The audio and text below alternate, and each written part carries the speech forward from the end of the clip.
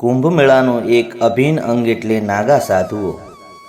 પુરુષની જેમ મહિલાઓ પણ નાગા સાધુ તરીકે દીક્ષા લે છે. મિત્રો, તમારા મનમાં એક પ્રશ્ન થતો હશે કે શું નાગા સાધુઓની જેમ મહિલાઓ પણ નિવસ્ત્ર રહેતી હશે? તથા આ વિડીયોમાં આપણે એ પણ જાણીશું કે મહિલા નાગા સાધુઓના શરીરમાં કયા અંગને કાપી નાખવામાં આવે છે. મિત્રો, સ્ત્રીઓની સુંદરતા જેને લઈને તે દીક્ષા આપ્યા અને કાપી નાખવામાં આવે છે. મિત્રો, આજના આ વિડીયોમાં આપણે મહિલા નાગા સાધુઓના રહસ્યમય વિશે જાણીશું, જે જાણ્યા બાદ તમે હેરાન થઈ જશો. આગળ વાત કરીએ તે પહેલાં મિત્રો, તમને વિનંતી છે કે વિડીયોને લાઈક શેર કરી દેજો અને આપણી આ યુટ્યુબ ચેનલને સબસ્ક્રાઈબ જરૂરથી કરી દેજો. ઉત્તર પ્રદેશના પ્રયાગરાજમાં મહાકુંભની ભવ્ય શરૂઆત થઈ ચૂકી છે, જે 26મી ફેબ્રુઆરી સુધી ચાલશે. આ સમય દરમિયાન લાખો શ્રદ્ધાળુઓ ત્રિવેણી સંગમમાં પવિત્ર સ્નાન કરશે. કુંભ મેળામાં આવતા નાગા સાધુઓ હંમેશા લોકોનું આકર્ષણનું કેન્દ્ર રહ્યા છે.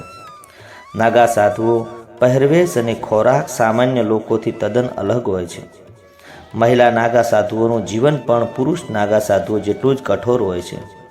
તેઓ પારિવારિક જીવનથી દૂર રહી અને પોતાનું જીવન સંપૂર્ણપણે ભગવાનને સમર્પિત કરે છે. તેમનો દિવસ પૂજાપાઠથી શરૂ થાય છે અને પૂજાપાઠથી જ સમાપ્ત થાય છે. મહિલા નાગા સાધુ બન્યા પછી તેમને માતા કહેવામાં આવે છે. તેઓ માય બડાના સામેલ થાય છે, જેને અમે 10 નામ સંન્યાસી અખાડા તરીકે ઓળખવામાં આવે છે. નાગા સાધુ બનવાની પ્રક્રિયા ખૂબ જ મુશ્કેલ હોય છે. તેના માટે 10 થી 15 વર્ષ સુધી કડક બ્રહ્મચર્યનું પાલન કરવું પડે છે. ગુરુ દ્વારા લાયક ઠેરવા પછી દીક્ષા આપવામાં આવે છે. દીક્ષા પહેલાં મહિલાઓને પોતાનું પિંડદાન કરવું પડે છે અને મુંડન કરાવવું પડે છે. તેમના ભૂતકાળના જીવનની પણ તપાસ કરવામાં આવે છે કે પુરુષ નાગા સાધુઓ નગ્ન રહી શકે છે, અને પરંતુ મહિલા નાગા સાધુઓ કે કેસરી રંગનું સીવેલું વસ્ત્ર પહેરી છૂટને જે ઘંટી કહેવામાં આવે છે. તેઓ કપાળ પર તિલક લગાવે છે અને આખા શરીર પર ભસ્મ લગાવે છે. તેમના આહારમાં મૂળ, જડીબુટ્ટીઓ અને ફળ તથા પાંદડાઓનો સમાવેશ થાય છે. મહિલા નાગા સાધુઓ માટે કુંભ મેળા દરમિયાન અલગ અખાડાની વ્યવસ્થા કરવામાં આવે છે. તેઓ પુરુષ નાગા સાધુઓના સ્નાન કર્યા પછી જ નદીમાં સ્નાન કરે છે. અખાડાની મહિલા નાગા સાધુઓને માઈ અવધૂતથી અથવા નાગિના કહેવામાં આવે છે. સંન્યાસી બન્યા બાદ નાગા સાધુ બનવા સંપત્તિ તબક્કામાં વહેંચવામાં આવે છે. 10 વર્ષ જેટલો સમય લાગે છે. યુપીનો પ્રયાગરાજ 12 વર્ષ પછી ફરી કુંભ માટે સજ્જ છે. અહીં 13મી જાન્યુઆરીથી 27મી ફેબ્રુઆરી 2025 સુધી મહાકુંભ મેળાનું આયોજન થવાનું છે, જેમાં ભાગ લેવા માટે માત્ર ભારત જ નહીં પરંતુ દુનિયાભરમાંથી લોકો આવે છે. એવી માન્યતા છે કે કુંભ મેળા દરમિયાન ગંગા નદીમાં આસ્થાની ડૂબકી લગાવવાથી વ્યક્તિના બધા પાપ ધોવાઈ જાય છે અને મોક્ષ પ્રાપ્ત થાય છે. ઋષિઓના કાળથી યોજાતા આ મેળામાં ભાગ લેવા માટે પ્રયાગરાજના નાગા સાધુઓ જમાડો અથવા થાય છે અને તેમાં મહિલા નાગા સાધુઓ પણ સામેલ છે.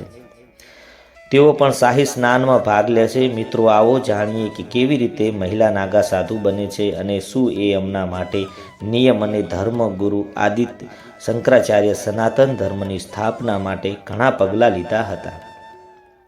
તેમાંથી એક હતું કે દેશના ચારે ખૂણે પેઠીનું નિર્માણ કરાયું. આચાર્યના જ સૌથી પહેલા અખાડા બનાવ્યા હતા. વર્તમાનમાં સમયમાં અખાડાઓની સંખ્યા વધીને 14 થઈ ગઈ છે.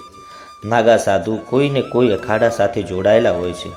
તેમાં મહિલા નાગા સાધુ પણ હોય છે અને મહિલા નાગા સાધુઓનું જીવન અત્યંત દુષ્કર હોય છે. તેમને કેટલાય વર્ષો સુધી કઠણ તપ કરવું પડે છે.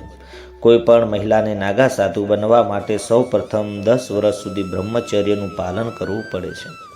આમ કર્યા પછી જ નાગા સાધુઓ દ્વારા એ નક્કી કરવામાં આવે છે કે મહિલાને નાગા સાધુ બનાવવી કે નહીં. નાગા મહિલા સાધુ સંપૂર્ણપણે મોહ અને માયાથી મુક્ત થઈ ચૂકે છે.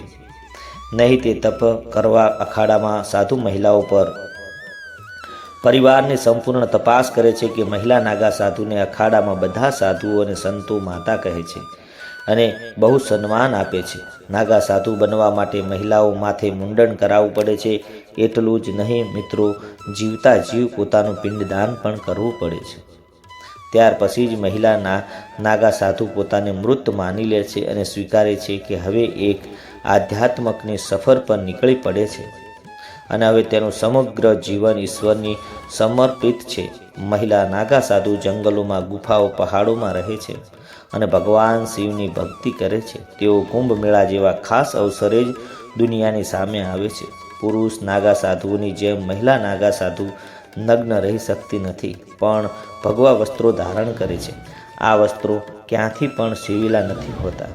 આ વસ્ત્રો એમના તનને ઢાંકવા માટે હોય છે. તેમના માથે તિલક હોય છે. પુરુષ નાગા સાધુની જેમ જ તે પણ પોતાના આખા શરીરે ભસ્મ લગાવે છે. કુંભ મેળામાં વિભિન્ન અખાડામાં નાગા સાધુઓ એકબીજાને મળે છે, પોતાના વિચારોનું આદાન પ્રદાન કરે છે. કુંભ મેળા દરમિયાન નાગા સાધુઓએ પોતાની પરંપરા, આજ્ઞા, સાધનાઓનું પ્રદર્શન કરવાનો અવસર મળે છે. કુંભ મેળા ગંગા, યમુના અને સરસ્વતીના સંગમમાં શાહી સ્નાનનું ખાસ મહત્વ છે. નાગા બાબા આ ખાસ અવસરે 12 વર્ષ પછી સ્નાન કરીને પોતાને તપ અને સાધનામાં સિદ્ધ કરે છે. શાહી સ્નાનમાં મહિલા નાગા સાધુઓ પણ ભાગ લે છે. મહિલા નાગા સાધુ પુરુષ નાગા સાધુઓને સ્નાન કર્યા પછી સ્નાન કરે છે. તેઓ અલગ અલગ જગ્યાએ રહી અને સ્નાન કરે છે. મહિલા નાગા સાધુ કુંભ અથવા મહાકુંભ મેળા દરમિયાન પવિત્ર નદીઓમાં સ્નાન કર્યા પછી તરત જ જંગલમાં તપ કરવા જતી રહે છે અને એ જ કારણ છે કે બહુ ઓછા લોકો તેમના દર્શન કરી શકે છે. મહિલા નાગા સાધુના દર્શન અત્યંત શુભ માનવામાં આવે છે. નાગા દીક્ષા દરમિયાન 2 પ્રકારના નાગા સાધુ તૈયાર થાય છે. એક દિગંબર સાધુ અને બીજા શ્રી દિગંબર. નાગા દિગંબર અથવા સાધુ જે લંગોટ ધારણ કર્યા સિવાય અન્ય કોઈ વસ્ત્ર પહેરીને, જ્યારે દિગંબરની દીક્ષા લેનાર સાધુ સંપૂર્ણ રીતે નિવસ્ત્ર રહે છે. સૌથી મુશ્કેલ છે દિગંબર સાધુ બનવું હોય, જેમ કે અત્યારે સંયમ અને બ્રહ્મચર્ય પણ હંમેશા અડગ રહેવા માટે તેમને તમામ ઇન્દ્રિયોનો નાશ કરી દેવાય છે. નિવસ્ત્ર રહેનાર સાધુ સમગ્ર શરીર પર રાખને રગડી રાખે છે અને તેના 2 કારણ છે. કાં તો રાખના નાશવંત પ્રતીક છે અને બીજું રાખ એક પ્રકારના આવરણનું કામ કરે છે, જેથી ભક્તોની પાસે આવવામાં કોઈ પ્રકારનો સંકોચ ના રહે. કુંભ દરમિયાન પણ નાગા સાધુ બનવામાં આવે છે અને સ્થળના હિસાબે આ નાગા સાધુને અલગ અલગ નામ આપવામાં આવે છે. પ્રયાગરાજના કુંભ નાગા સાધુ બનનારને નાગા, ઉજ્જૈનના બનનારને ખૂની નાગા, હરિદ્વારના બનનારને બર્ફાણી નાગા અને નાસિક બનનારને ખીચડીયા નાગા કહેવામાં આવે છે. નાગા બનવાની દીક્ષા લીધા બાદ સાધુઓને પસંદગીના આધારે પદ આપવામાં આવે છે. આ સાધુઓમાં કોતવાલ, પૂજારી, મોટા કોતવાલ, ભંડારી, કોઠારી, મોટા કોઠારી, મહંત અને સચિવના પદ હોય છે, જેમાં સચિવ એ સૌથી મહત્વનું પદ માનવામાં આવે છે. નાગા અખાડાના આશ્રમ અને મંદિરો રહે છે. સાથે જ અમુક નાગા સાધુ પહાડ, ગુફાઓમાં જીવન પસાર કરે છે. અખાડાના આદેશથી આ સાધુ પગપાળા ભ્રમણ કરે છે. આ દરમિયાન ઝૂંપડી બનાવી અને ધૂણી પણ રમાડે છે.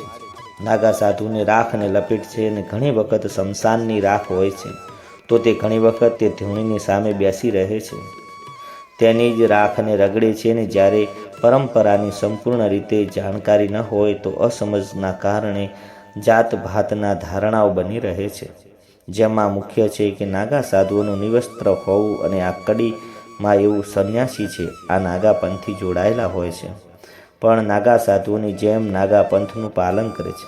મિત્રો, આજની વિડીયો પસંદ આવી હોય તો વિડીયોને એક લાઈક, શેર કરી દેજો તથા આપણી ચેનલને સબસ્ક્રાઈબ કરી દેજો.